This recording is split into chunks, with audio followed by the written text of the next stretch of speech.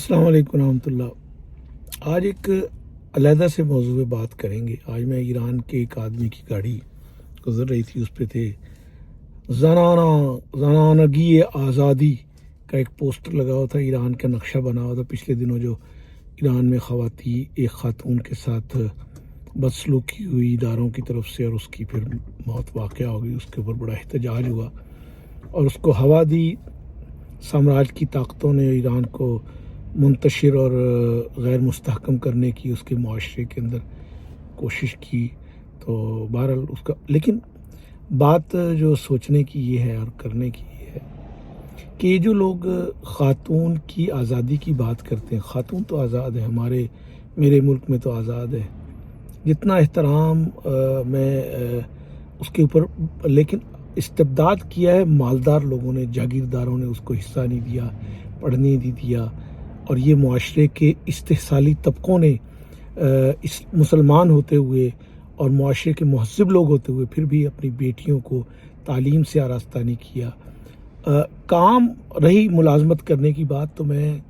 یہاں ایک عرصہ دراز سے ہوں، تو خواتین کارپوریٹ سیکٹر سے کام کرتا ہوں، یعنی خواتین اپنی، ایک خاتون نے میرے سے پوچھا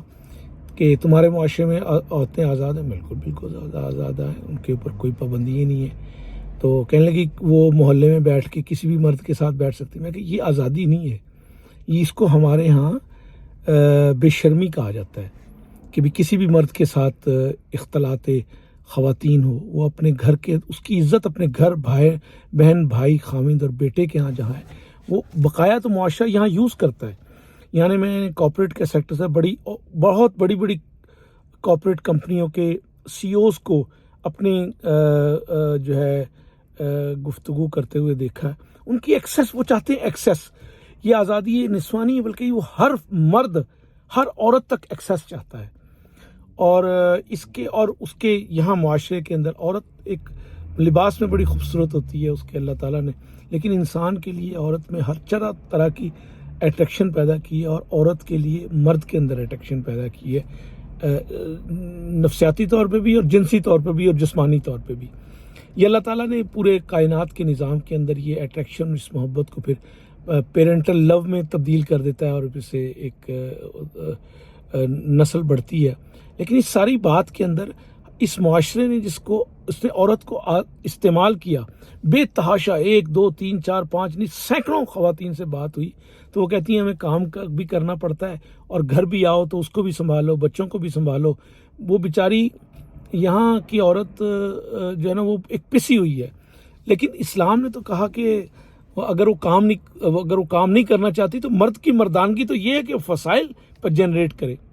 اور اس کو گھر کی پوری ذمہ داری وہ ادا کرے۔ گھر کی بادشاہ وہ ہے، بچوں کی وہ ماں ہے، تربیت، وہ محبت، کیئر اور لو کے لیے اس کو پیدا کیا گیا ہے۔ اس سے تو وہ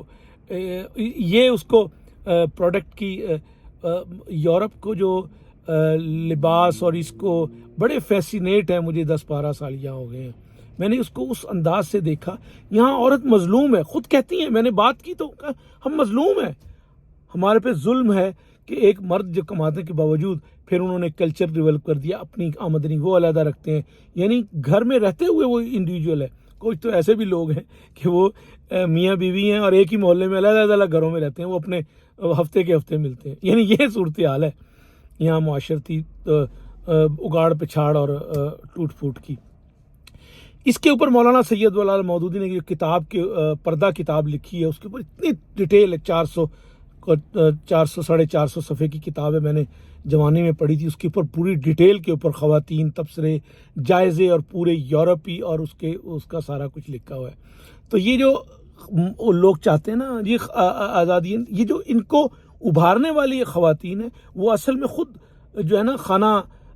برباد قسم کی خواتین ہیں، جن کا خانہ خراب ہو چکا ہے، جن کی اپنے مردوں سے اور ان کے اختلاط کے بعد ان کی زندگیاں تباہ ہو چکی ہیں۔ اب وہ نہ کہیں ادھر کی ہیں نہ ادھر کی ہیں۔